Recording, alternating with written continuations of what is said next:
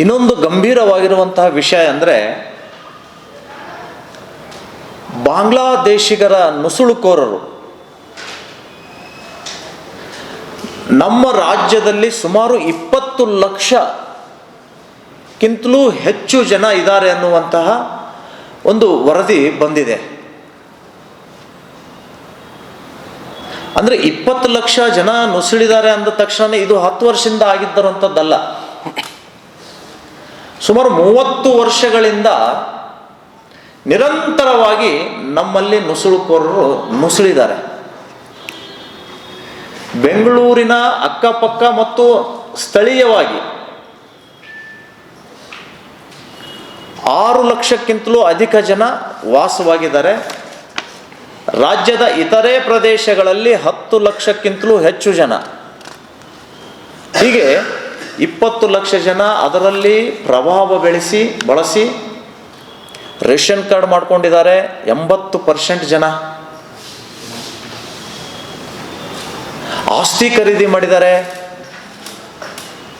ಹೀಗೆ ಸಂಪೂರ್ಣವಾಗಿರುವಂಥ ಅಧಿಕೃತವಾಗಿ ಅವರು ಇದೇ ದೇಶದ ನಿವಾಸಿಗಳು ಅನ್ನುವಂತಹ ರೀತಿಯಲ್ಲಿ ಏನು ತೋರಿಸ್ಕೊಳ್ಬೇಕೋ ಅದನ್ನೆಲ್ಲ ಅವರು ತೋರಿಸ್ಕೊಳ್ತಾ ಇದ್ದಾರೆ. ಇದರಿಂದ ನಮ್ಮ ರಾಜ್ಯಕ್ಕೆ ಅಭಿವೃದ್ಧಿ ಆಗೋದಿಲ್ಲ, ಗಂಡಾಂತರ ತಪ್ಪಿದ್ದಲ್ಲ. ಇದನ್ನು ಕೂಡಲೇ ಪತ್ತೆ ಹಚ್ಚಿ ಅಸ್ಸಾಂ ರೀತಿಯಲ್ಲಿ, ಗುಜರಾತ್ ಮಾದರಿಯಲ್ಲಿ, ಪಶ್ಚಿಮ ಬಂಗಾಳ ಮಾದರಿಯಲ್ಲಿ ಅವರನ್ನು ಹೊರದಬ್ಬಬೇಕು. ಇಲ್ಲಿಯ ರಾಜ್ಯ ಸರ್ಕಾರದ ಅದು ಕರ್ತವ್ಯ. ಇದ್ರ ಬಗ್ಗೆ ಮಾತಾಡಿದರೆ ನಮ್ಮ ಕಲಬುರಗಿ ಉಸ್ತುವಾರಿ ಮಂತ್ರಿಗಳು ಹೇಳ್ತಾರೆ ಅದು ಕೇಂದ್ರ ಸರ್ಕಾರದ ನಿರ್ಲಕ್ಷ್ಯದಿಂದ ಆಗಿರೋದು ಅಂತ. ಹೌದ್ರಿ, ಅವ್ರು ನಿರ್ಲಕ್ಷ್ಯ ವಹಿಸ್ತಾರಲ್ಲ. ನೀವು ಚಾಣಾಕ್ಷರಿದ್ದೀರಲ್ಲ, ನೀವು ಸದೃಢವಾಗಿರುವಂಥವ್ರು ಇದ್ದೀರಿ ಕರ್ನಾಟಕದಲ್ಲಿ. ನೀವ್ಯಾಕೆ ಇಲ್ಲಿ ಅವ್ರನ್ನ ಪಾಲನೆ ಪೋಷಣೆ ಮಾಡ್ತಾ ಇದ್ದೀರಿ? ವಿಷಸರ್ಪಗಳು ಅವುಗೆಲ್ಲ ನೀವು ಹಾಲು ಎರಿತಾ ಇದ್ದೀರಿ.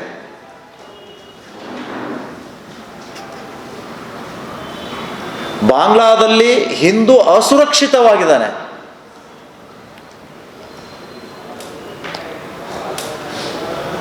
ವಾರದಲ್ಲಿ 2-3 ಕೊಲೆಗಳು, ಮಹಿಳೆಯನ್ನ ಬೆತ್ತಲೆ ಮಾಡಿ ಹಿಂಸೆ ಕೊಡ್ತಾ ಇದ್ದಾರೆ.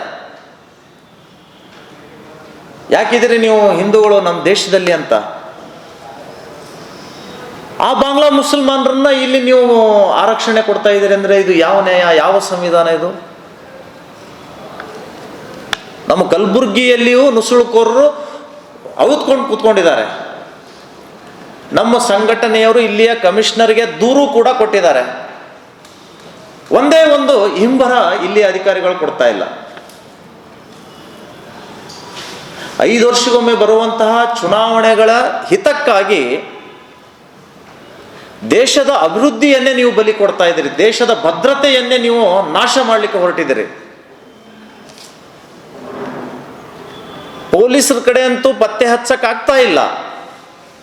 ನಮ್ಮ ಸಂಘಟನೆಯವರು ಪತ್ತೆ ಮಾಡಿ ಪೊಲೀಸರಿಗೆ ತಿಳಿಸಿದರೆ ನಮ್ಮವರನ್ನೇ ಅರೆಸ್ಟ್ ಮಾಡಿ ಕೇಸ್ ಹಾಕಿ ಒಳಗೆ ಹಾಕುವಂಥ ಕೆಲಸ ಇವತ್ತು ಇಲ್ಲಿಯ ಕಾಂಗ್ರೆಸ್ ನೇತೃತ್ವದ ಸರ್ಕಾರ ಮಾಡ್ತಾ ಇದೆ. ಇದು ಗಂಭೀರವಾಗಿ ಸರ್ಕಾರ ತೆಗೆದುಕೊಳ್ಬೇಕು.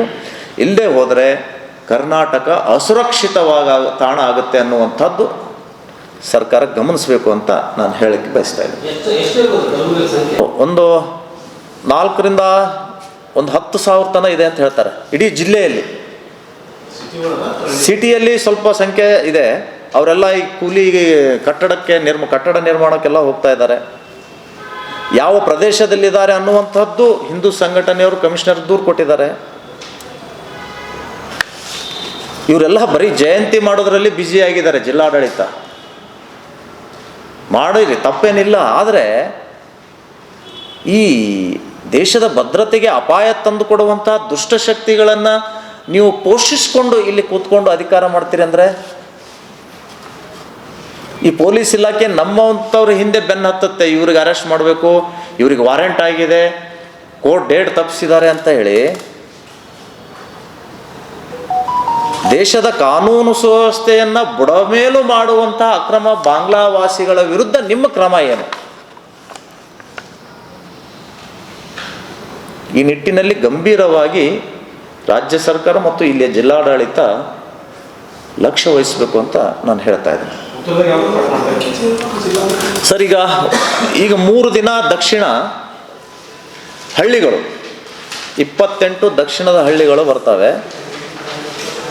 23, 24, 25 3 ದಿನ ಮುಗಿತೆ.